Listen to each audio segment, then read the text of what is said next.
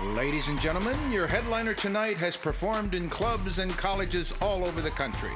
You've seen her on An Evening at the Improv and Women of the Night. Please give a warm welcome for Ellen DeGeneres.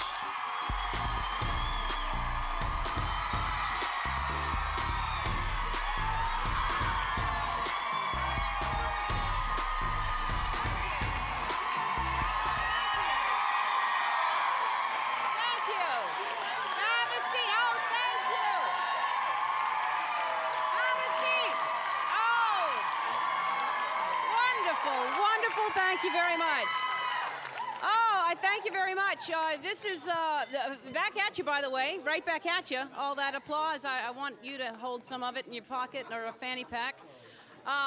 What I'm doing is I decided I'm going to do stand-up again. And so I thought, well, I want to show people, for those of you who have never been in a comedy club before, this is how most comedians start out. They start out in a club like this, and so this is a salute. This really is a tribute to stand-up comedians everywhere who make it look easy, because these are the good ones, not the bad ones.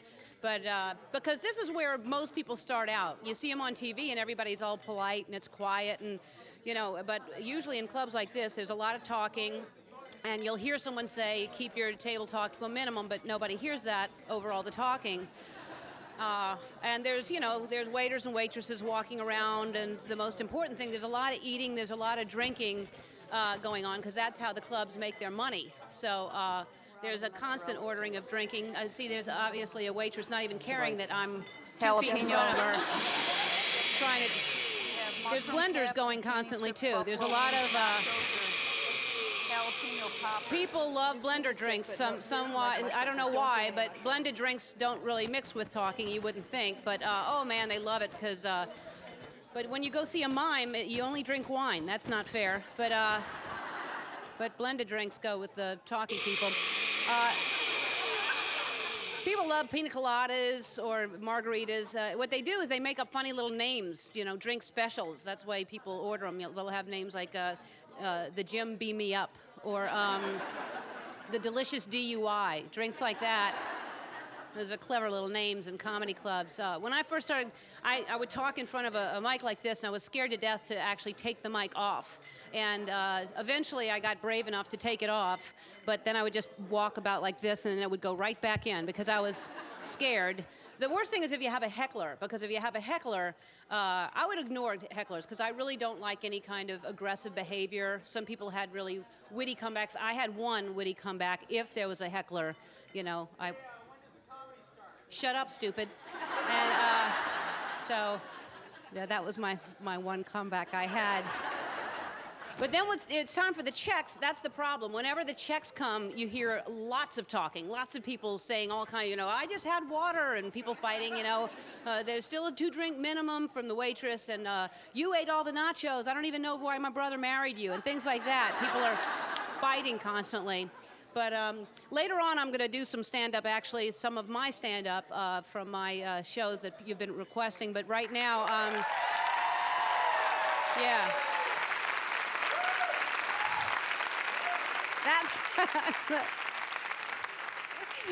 But that's all the time I have. Make sure you tip your wait staff, and we're going to clear the floor right now for some dancing.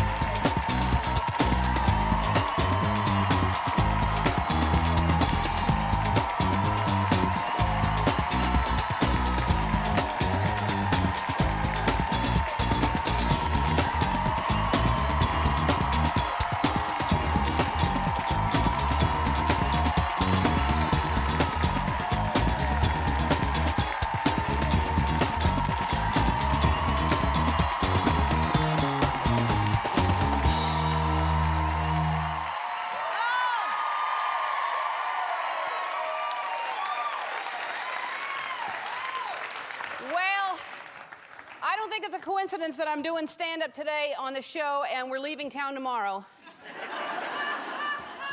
That's right. That's right. We're going to be in New York tomorrow or Monday. Monday, not tomorrow. Tomorrow's Saturday, probably.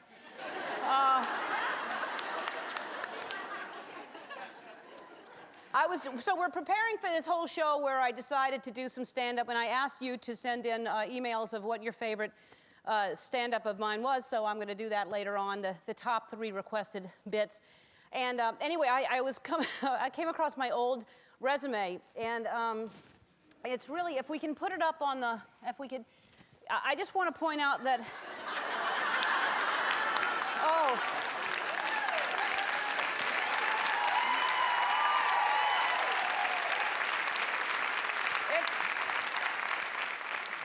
If you're laughing at that picture, we've not yet begun to see pictures of me.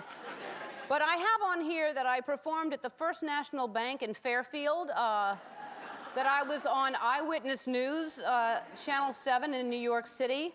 I think I was just behind some accident that was happening going. But I was so desperate to add things to my resume, so it's just, and then I came across some very, very embarrassing headshots. Oh, man. So here's one that I believe I was saying in this picture.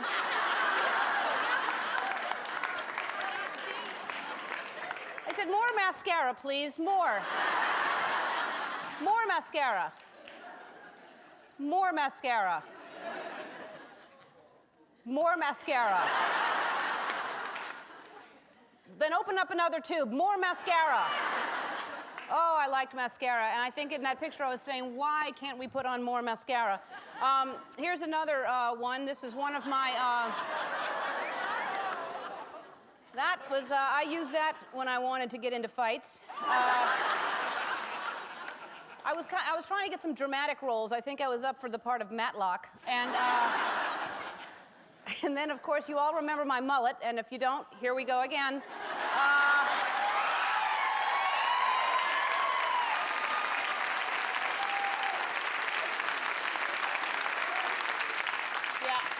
I was selling watches. I actually could open up my jacket and who wants a Seiko?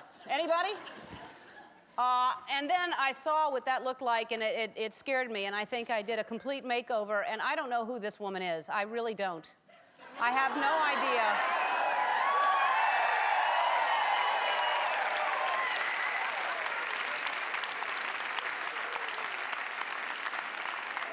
You know what I'm saying right there is I'm tired of being funny. All right, and then we have one more. We have, oh, this one is, it was, a storm was a-brewing, and look at the wind in my hair. Better get the picture taken before the rain comes down. Moments later, a dove came out of my hands, actually. All right, and here's some viewer mail, and we get some emails, and we call this segment Right On!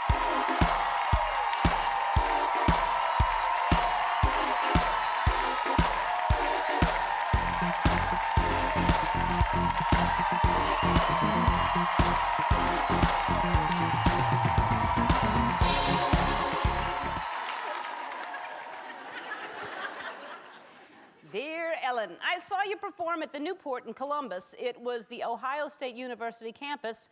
Ellen said it was her first time she ever performed in shorts because the air conditioner was broken. Donna from Hilliard, Ohio. Yeah, I don't really remember wearing shorts more than once, but that could have been my hook. You know how people have their thing, and that could have been, oh, she's the one that wears the shorts, you know? Here's a picture of me taken back then, I believe. We have that. Yeah, there I am.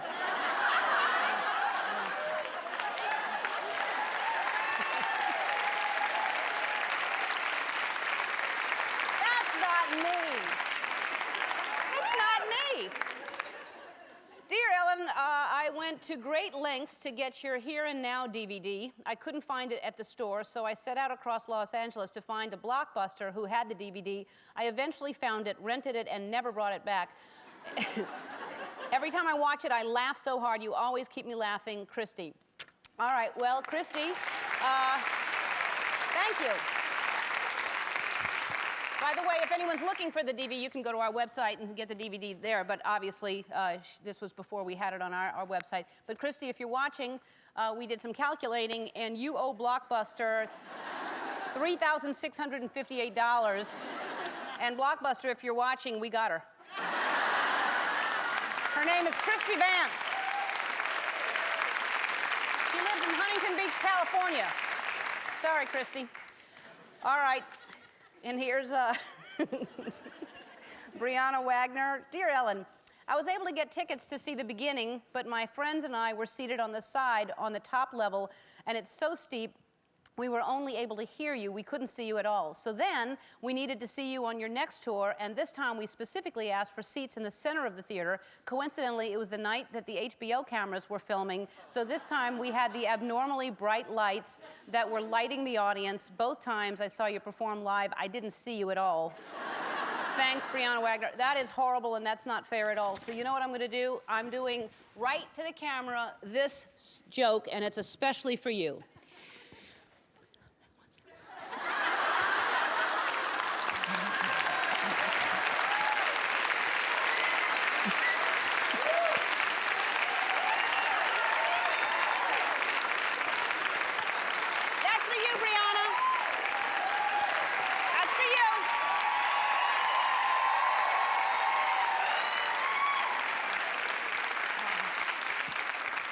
That's the first time I ever performed that joke, too. So, well, we have a humorous show for you today. We have Greg Kinnear. He's here.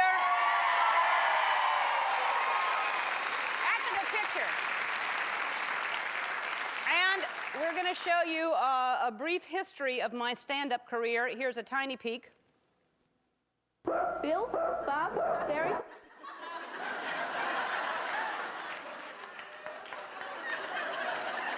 Uh-oh. I should have checked on this.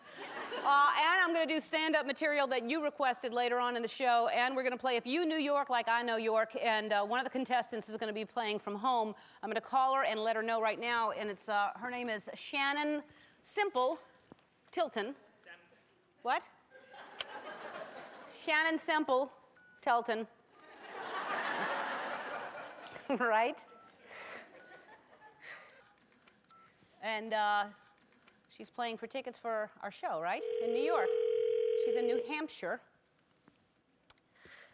Shannon Sample, Tilton. Shannon Sample, Tilton, New Hampshire. Shannon Sample, Tilton, New Hampshire. Hello? Shannon? Yes? Sample? Yes? Hi, it's Ellen DeGeneres calling. No. Yes? No. Yes? You're kidding. Yes, no, I'm not. Oh, my, no, you're kidding. I'm not. This is like, it's Ellen. Megan, oh my God! What's up, Sharon? Shannon? Oh my God, you're kidding! No. Oh my, get out! Hey, Shannon, were you able to get tickets to any of our New York shows? I can't hear my kids like in the background. I can't hear. Hey. How old is your daughter? She's 8. And what's her name? Her name is Megan. Put her on. Oh, hang on. Ellen! Hello, Megan. How you doing? How you doing? I cut off 11 inches. What? I cut off 11 inches of my hair. You cut off 11 inches of your hair? Yep.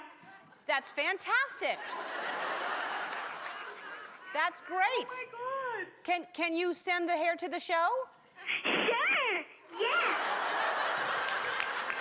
Although the split ends are off. Well, all right. After, look, you know what? Just hold on to your hair. We'll tell you what to do with it. Okay. All right, let me talk to your mom again. It's good talking to you, Megan. Okay, bye, Megan. Thanks. Okay. Bye. Bye-bye. Hello? She's adorable.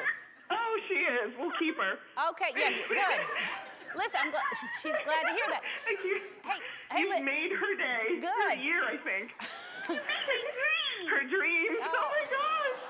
I can't believe I'm talking to Ellen. Hey, listen, Shannon. Yes. Did you ever get any tickets to our New York shows? No, we didn't. We've been like emailing and trying to, email. Well, you know what? Would you like to try and win some? I would love to. Okay, you guys have to be quiet, though. Okay, why don't you give them something to chew on and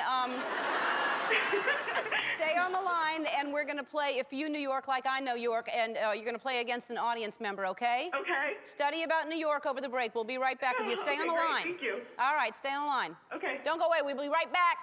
So Monday we're taking the show to New York, and it seems like a perfect time to play If You New York Like I Know York.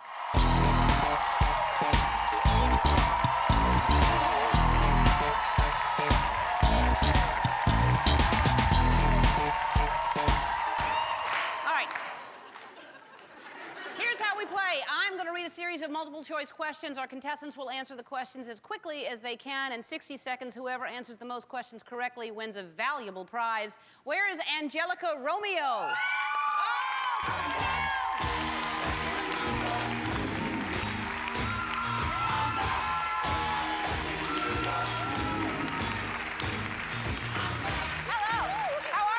Great. Here you go. Here's a mic in case you didn't bring your own. Okay. All right.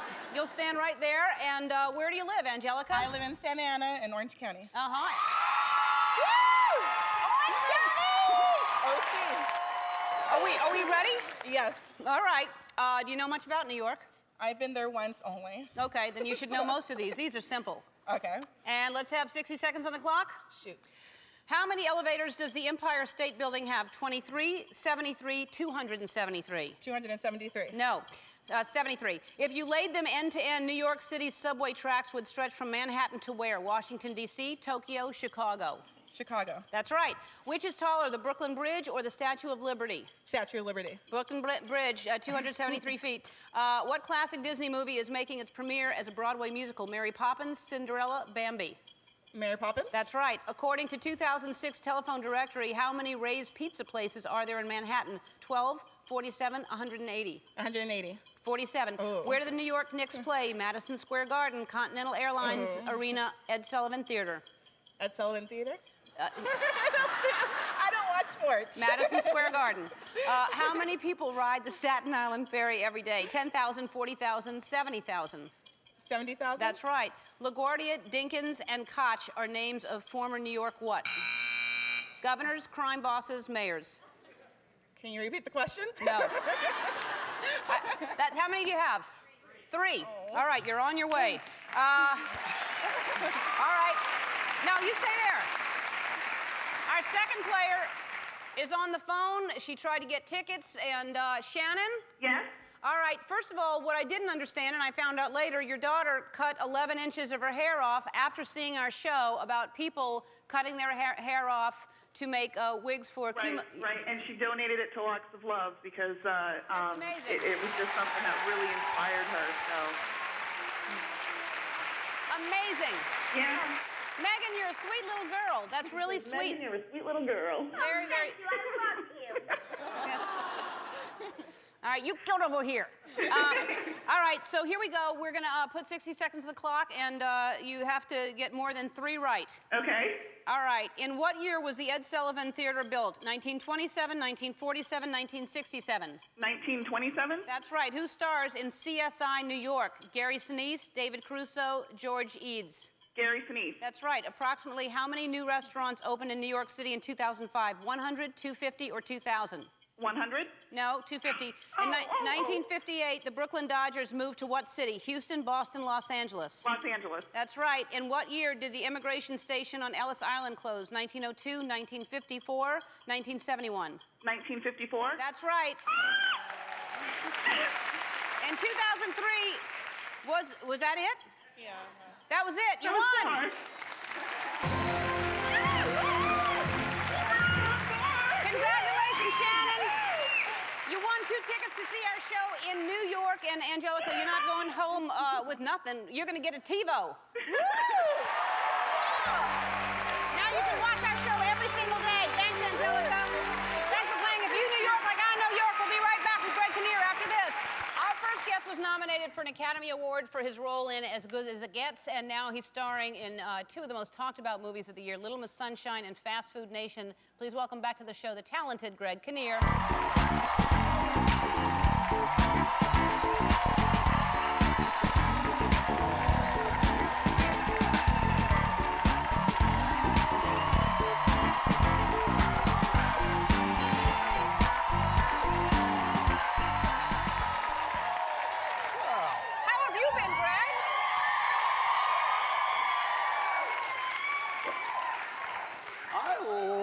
like it here. Yeah, it's nice.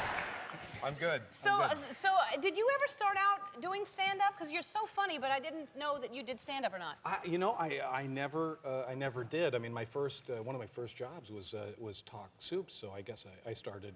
I sit down stand-up. How did you get that? I mean, so you just started. Were you acting? Or? You know, when we started that show, we were actually going to do a serious look at Jerry Springer highlights, and we were going to do a reverent look at Geraldo Rivera, and the show, based upon the clips that we were showing, found that probably wasn't going to work. So we kind of changed the tone, and it just got goofier and goofier. Yeah, but I thought you were so funny. Oh, thank you. Was there a comedian? Who did you look at and like during those times? You know, I like Sam Kinison so much. Yeah. I mean, Yeah. he was amazing. Oh yeah. You know, he scared me more than anything. I saw him one time, and I was. Did you see him live? Yeah, and I was just kind of frightened that he was going to jump out into the audience and attack people because he just didn't. It was that manic energy. He didn't know where he was going to go, and he was wonderful. And you. Yeah. Well, me. are one of Yeah. my Sure. favorites as well. Yeah. No, I'm serious. I always like.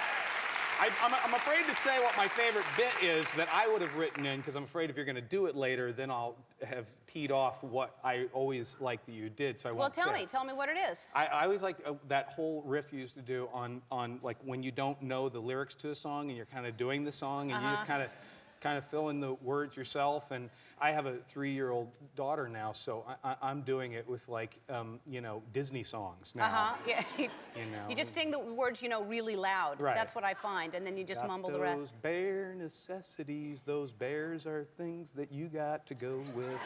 Yeah. And she knows, the little kids, they just kind of like, what the hell is that? You don't even know the words, Daddy. Yeah. She's 3?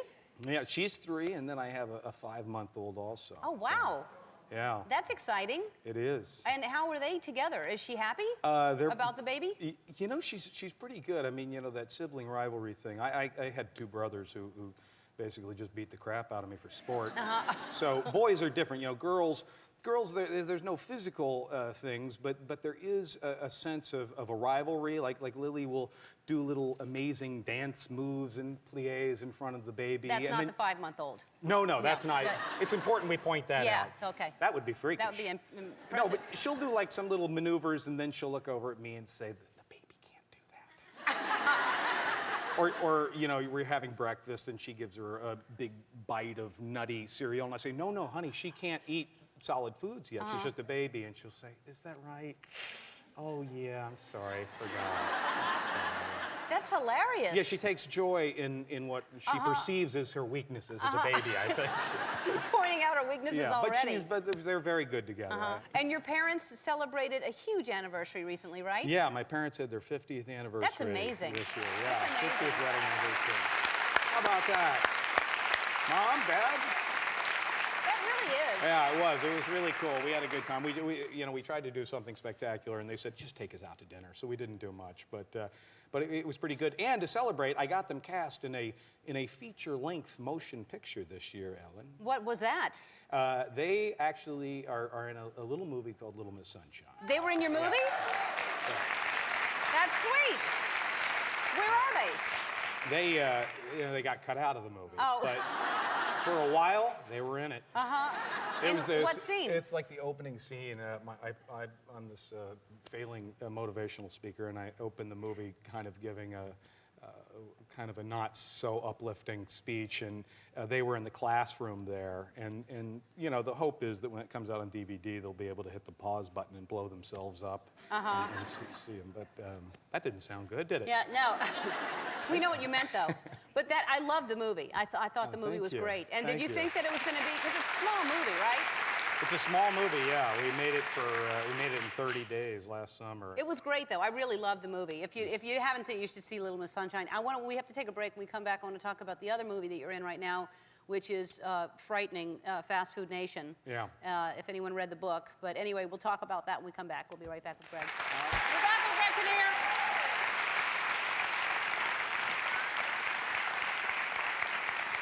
And that's a scene from Fast Food Nation, and it looks like you're in some kind of perfume factory, and it's actually the smells that they put on food in fast food restaurants to make it more appealing. Yeah. Which yeah. is, well, tell everyone, I hadn't read the book. I had heard about the book. But tell people what the movie is, basically. Well, the book is amazing. Eric Schlosser wrote a fantastic book a few years ago called Fast Food Nation, and him and Richard Linklater, who's a great director, sat down and decided to do a movie about it. And I assumed it was going to be a documentary. Yeah. But they wrote a narrative story with real characters, and you kind of follow these lives in strange ways, intermingling, and they all are kind of motivated in terms of their actions by themes of the book, and it all deals obviously in the fast food business. Fast Food Nation opens everywhere today, and we're going to take a look at my stand-up history when we come back. Don't go away. Well, after 4 years of being away, I decided to start doing some stand-up again today.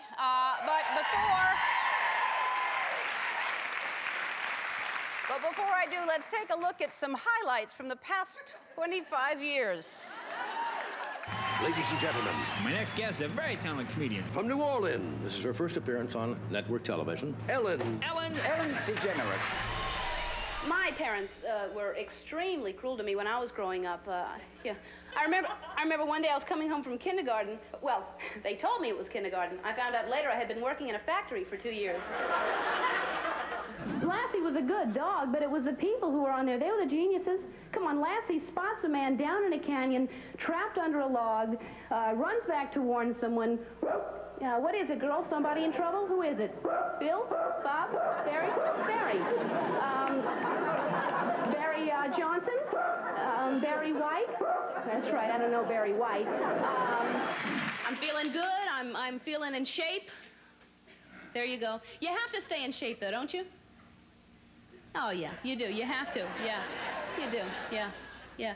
You know, my grandmother started walking 5 miles a day when she was 60. She's 93 today, and we don't know where the hell she is. Would you welcome Ellen DeGeneres. Ellen? Yeah, hi, Dad. This is Ellen. Ellen. DeGeneres. DeGeneres. What's so funny? No, I never thought of that. It does sound like that, doesn't it? I get it. Yeah, listen, if you weren't too busy... Sure, hold on. Somebody's at the gate.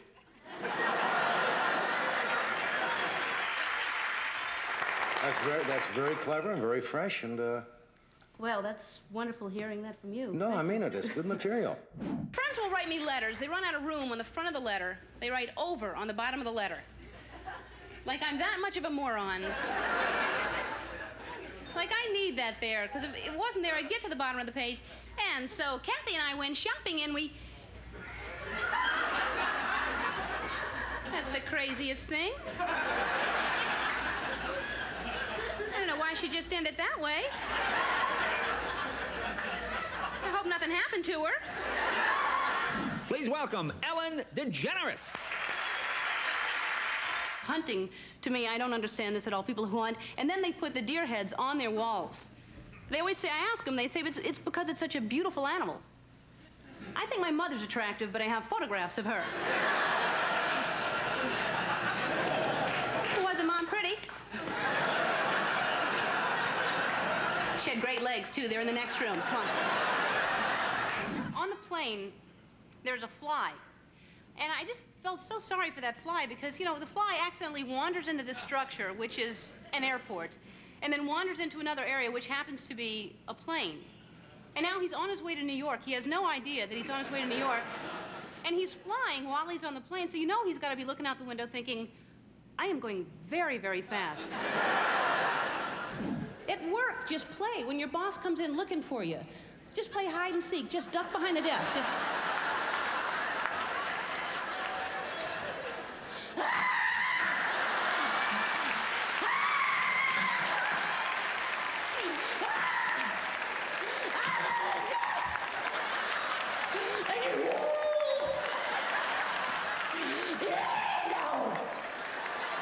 If you're walking down the street, good day for you, too. Good self-esteem day. You're happy with your outfit, happy with your hair, feeling really good about yourself.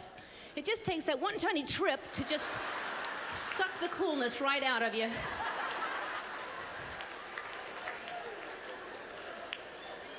Can't let that happen. As soon as that happens, we have to look back right away. pebble. Careful for the pebble. I just tripped and it's right there. Someone should put some orange cones. There's a pebble up ahead. Or we go into denial. We go into that, oh, it's just going to start running anyway. I didn't trip. Just going to run. Okay. I'm running, and I'm done. That's all I needed. Thank you very much. I had fun. Thank you very much. Thanks very much.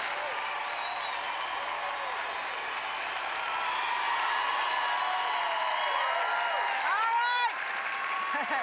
There was a clip in there from my, that's sweet of you. Thank you. There was a clip in there of my first appearance on Johnny Carson. You'll find that set along in the 30 years of hilarious moments in this new 3-disc DVD set, The Best of Carson. Everybody in the audience is getting a copy. All right, well, I'm doing the stand-up you want to see when we come back. Don't go away.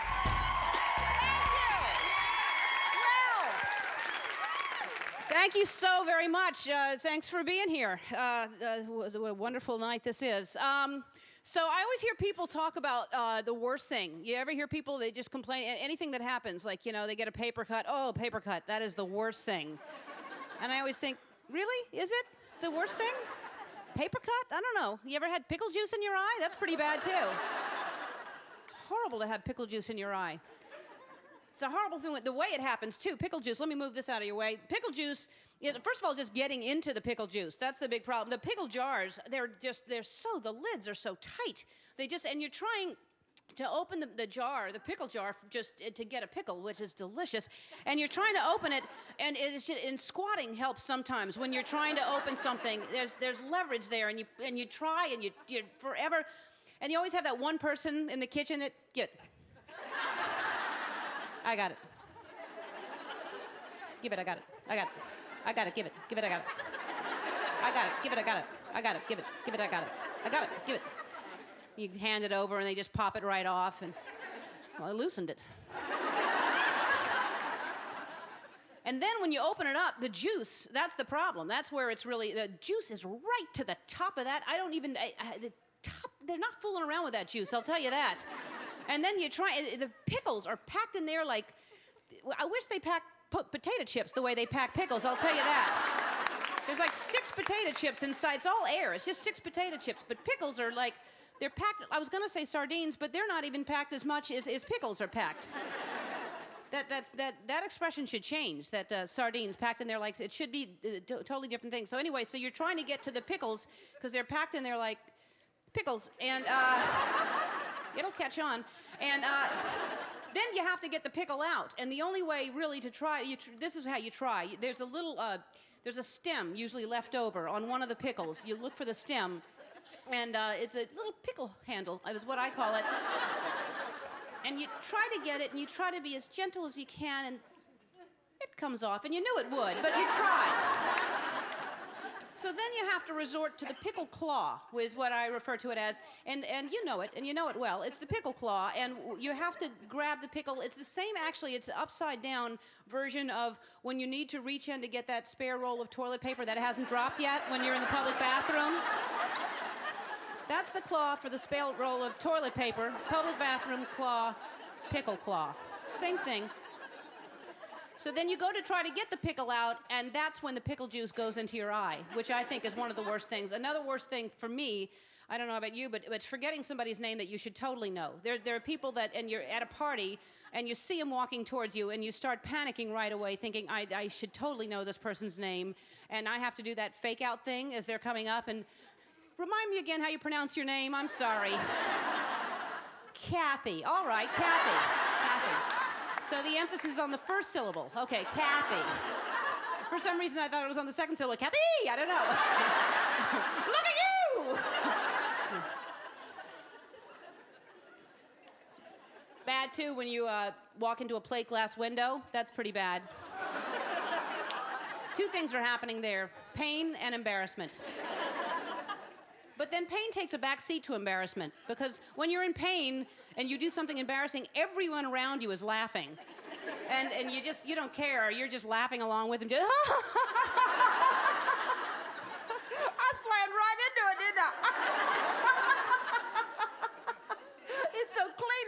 funny. You should put a sticker or a happy face on there.